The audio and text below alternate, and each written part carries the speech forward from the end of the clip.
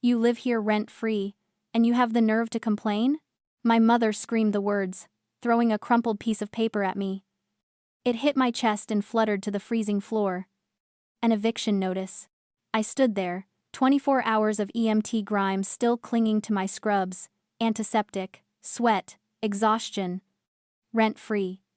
The accusation echoed in the Chicago cold.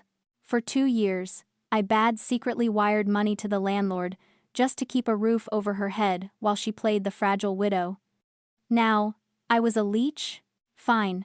In trauma medicine, you learn you cannot save a patient who fights the cure. I felt my compassion flatline. Okay, I said. If I don't pay, I leave. Drop a comment and let me know where you're listening from and what time it is for you right now. I'd love to know who's part of our community. In emergency medicine, you learn to identify the point of no return. It is the moment when a pulse stops being a rhythm and becomes a memory. When you stop trying to resuscitate and start calling the time of death. My relationship with my mother had just flatlined. I didn't pack a keepsake. I didn't grab the photo album from the shelf or the sweater I had bought for her last birthday. I went into extraction mode. Sterile. Efficient. I walked past her into my bedroom. She was still screaming in the hallway, a high-pitched drone of victimhood. But I had tuned her out. I grabbed my go bag, the heavy duffel I kept ready for double shifts. I swept my arm across the desk, dumping my laptop, my passport, and my state medical license into the bag. Essentials only.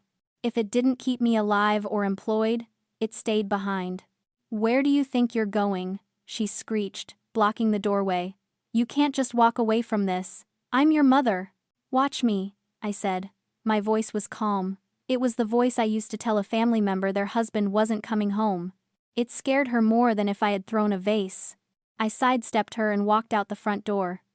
The Chicago wind hit me like a physical blow, biting through my thin scrubs. It was 5 degrees below zero. The kind of cold that hurts your lungs. I threw the bag into the passenger seat of my beat-up sedan and climbed in. The engine sputtered, protesting the temperature, before roaring to life. I didn't drive away, not yet. I sat there, watching my breath fog up the windshield, my hands gripping the freezing steering wheel. The heater rattled, blowing cold air. Through the window of the duplex, I could see her shadow pacing back and forth in the living room. The living room that was warm. The living room that was lit. Because I paid for it. She called me a leech. A parasite. She said I was living there rent-free.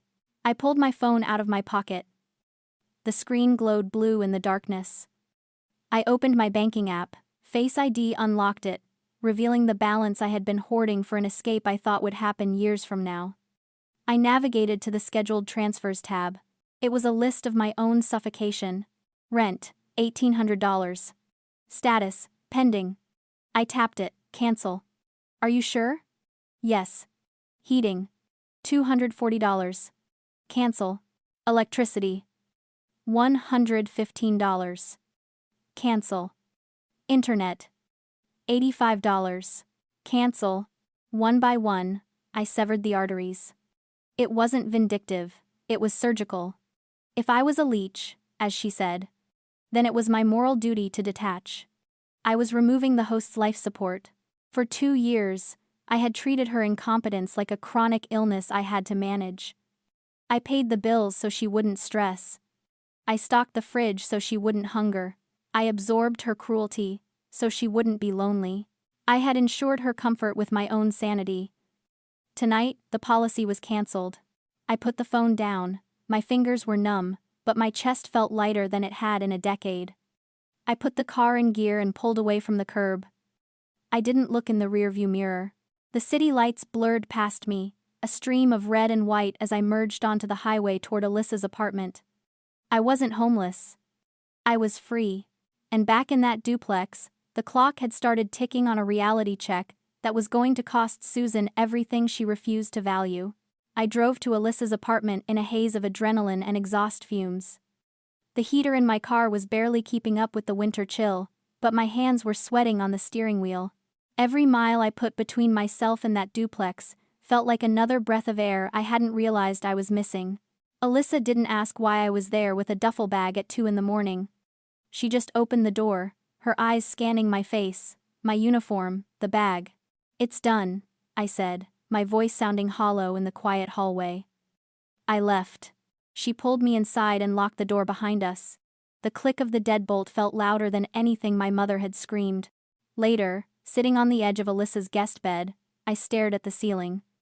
The adrenaline was gone, replaced by a cold, heavy clarity. I thought about the invisible ledger I had carried for years. $4,500. That was the back rent I had covered when she claimed her pension check was lost in the mail. $200 a week on groceries because the fridge was always, miraculously, empty whenever I came home. The heating bills, the internet, the constant, draining drip of emergencies that were really just her lifestyle choices.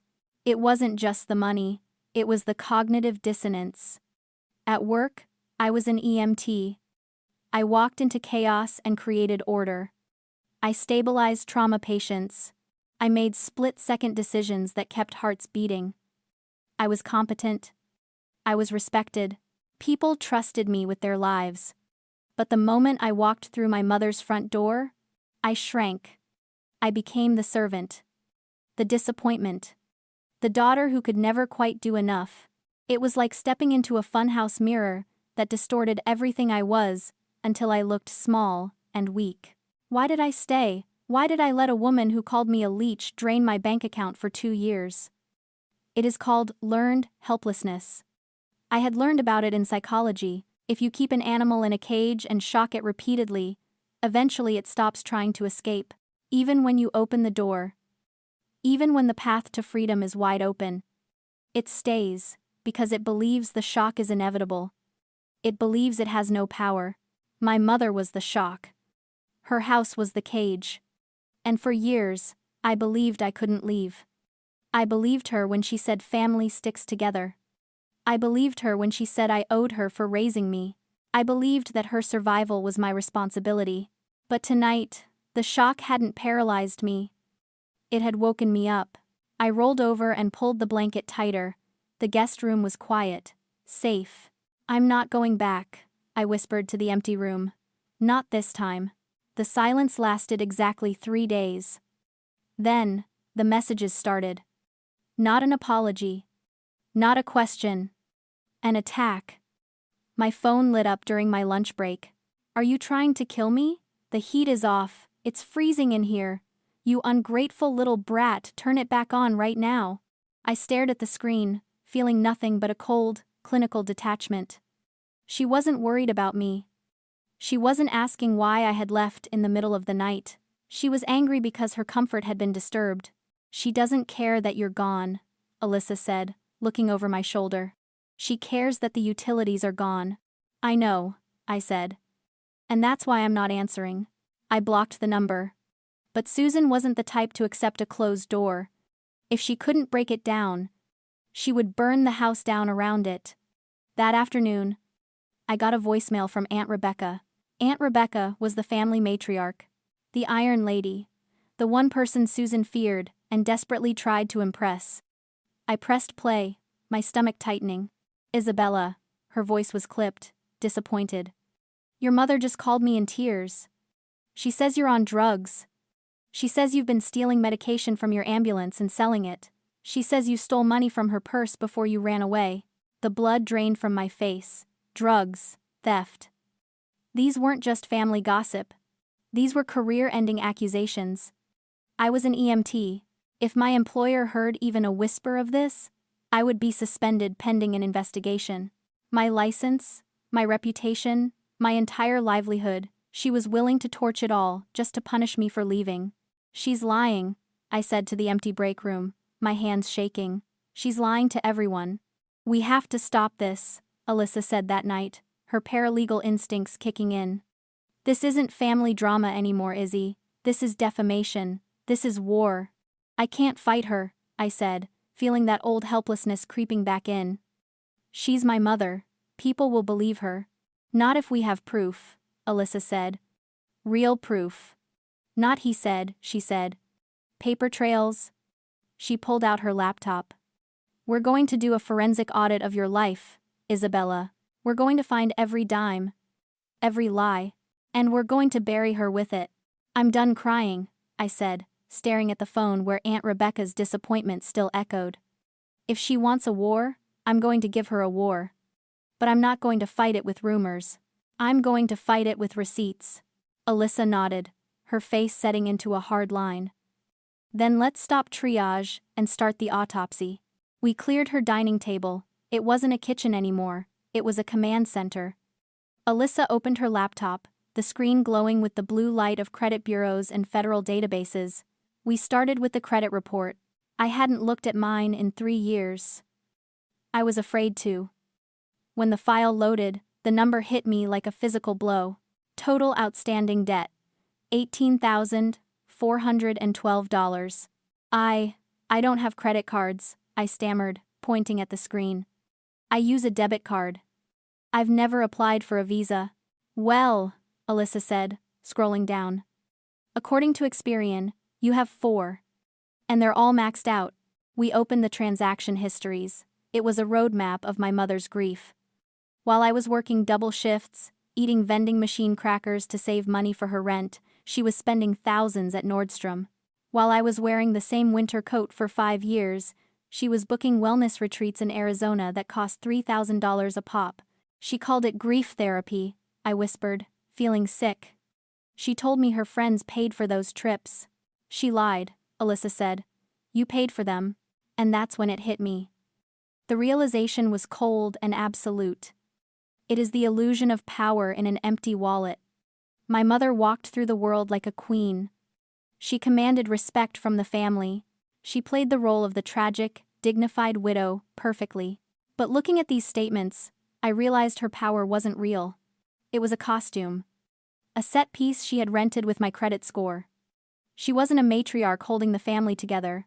She was an actress who had billed the production costs to her daughter. Without my money, the stage lights go out. Without my silence, the script falls apart. She's not strong, I said, my voice hardening. She's just expensive. It gets worse, Alyssa said. Her voice had dropped an octave. She wasn't looking at the credit cards anymore. She was looking at a federal database. What? Isabella, did you apply for a federal student loan 2 years ago? For your paramedic certification? I tried, I said. But the letter came saying I didn't qualify because of our household income. I had to work 3 jobs to pay tuition out of pocket. Alyssa turned the laptop toward me. You qualified, she said. The loan was approved. $12,000 was disbursed on September 14th, 2 years ago. I stared at the screen. But I never got the check. The check was cashed, Alyssa said. She clicked a file. An image of a cashed check appeared on the screen. On the back, in handwriting I would recognize anywhere, the looped I, the sharp S was my signature. It wasn't mine. She forged it, I said. The air left the room. She intercepted the mail. She forged my signature. She stole $12,000 from the government and told me I was rejected. I remembered that year. I remembered the exhaustion. I remembered crying in my car because I didn't know how I was going to pay for my final semester. I remembered Susan hugging me, telling me that life is hard, and I just had to work harder. She had the money in her account the whole time. This wasn't just toxic. This wasn't just family drama. This is a federal crime, Alyssa said, closing the laptop. Wire fraud. Identity theft. Forgery. If we report this, she doesn't just get evicted. She goes to prison. I looked at the digital evidence of my stolen life, the drugs she accused me of taking, the theft she accused me of. It was all projection. She was the thief. She was the addict addicted to a lifestyle she couldn't afford. I picked up my phone. Print it, I said. Print everything. What are you going to do? She wants to have a family meeting? She wants to tell Aunt Rebecca what kind of person I am. I stood up, feeling a cold, lethal calm settle over me. I'm going to show them exactly who paid for the show. We have enough to put her away, Alyssa said, staring at the forged signature on the screen. Isabella, this is prison time. This is 5 years, minimum. I looked at the jagged loop of the S, a caricature of my own handwriting. For a moment, I didn't feel triumph. I felt nausea. I pictured my mother in a jumpsuit, not out of pity, but out of sheer disbelief that her greed had devoured her survival instinct. She was so convinced of her own immunity that she had committed a federal crime to buy designer purses and spa weekends. My phone buzzed on the table, vibrating against the hard wood. The screen flashed. James, landlord. My stomach dropped. Had she got to him? Was he calling to threaten me too? I picked up.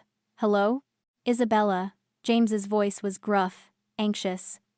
Look, I know you moved out, but your mother. She's been calling me non-stop. She's trying to get me to write a statement saying, you never paid rent. She wants me to tell your family that I let you stay there for free, out of the kindness of my heart. I closed my eyes. Of course she was. She was trying to rewrite history before I could show anyone the receipts. I won't do it, James, I said, my voice steady. I have the bank transfers. I can prove I paid you. I know you can, James said. But that's not why I'm calling. I'm calling because I'm tired of her games. And I think you need to see something. See what? For 2 years, Isabella, every time you wired me the rent, your mother sent me a text. She made me promise not to mention the amount to you. She made me promise not to thank you. The air in the room seemed to thin. What? She told me you were sensitive about money, James continued. She said if I acknowledged the payments, it would embarrass you. I thought it was weird, but she's the tenant on the lease, so I played along. But after she called me today screaming about how you abandoned her, I went back through my texts. James, I asked, gripping the phone. Do you still have them? I never delete anything. I run a business. I keep a log. A log. Send them to me, I said. Please. A minute later, my phone pinged. A series of screenshots flooded the chat. May 4th, 2 years ago. James, don't mention the rent increase to Izzy. I'll handle her. Just take the wire and keep quiet. August 12th. If she asks about the heating bill, tell her it was higher this month. I need the extra cash for my back. December 20th. Remember, not a word about the lease renewal. She thinks I'm handling it. Let's keep it that way. I read them, and the final shackle broke. This wasn't just financial abuse. This was a conspiracy. She hadn't just used me, she had actively engineered a reality where I felt indebted to her while I was the one keeping her alive. She had gaslit me, the landlord, and the entire family. She wasn't a victim of circumstance.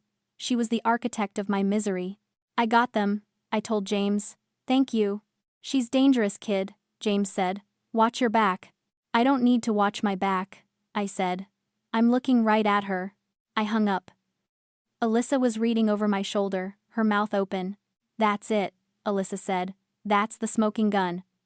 She can claim she didn't know about the credit cards. She can claim the loan was a misunderstanding. But this? This proves she knew exactly what she was doing. She was coordinating the lie. My phone buzzed again. This time, it wasn't the landlord, it was Susan. Family meeting, Aunt Rebecca's house. Tonight at 7. Unless you're too high to show up. We're going to get you help, Isabella. Don't make us come find you. An intervention. She was staging an intervention for my supposed drug problem to cover her tracks. She wanted to humiliate me in front of the family matriarch, to paint me as the addict so no one would believe me when the fraud came out. It was a trap. Usually, the old Isabella would have run. I would have hidden. I would have begged for forgiveness for sins I hadn't committed. But I wasn't that girl anymore.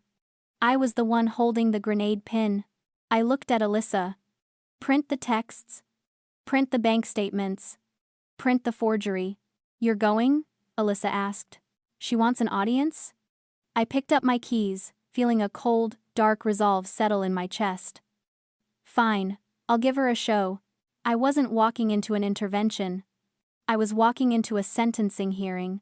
I walked through the front door of Aunt Rebecca's house. The air inside was stiflingly warm. Susan sat in the center of the living room. A circle of empty chairs arranged around her like a stage. She looked up, her eyes red-rimmed and tragic. Isabella, she sobbed.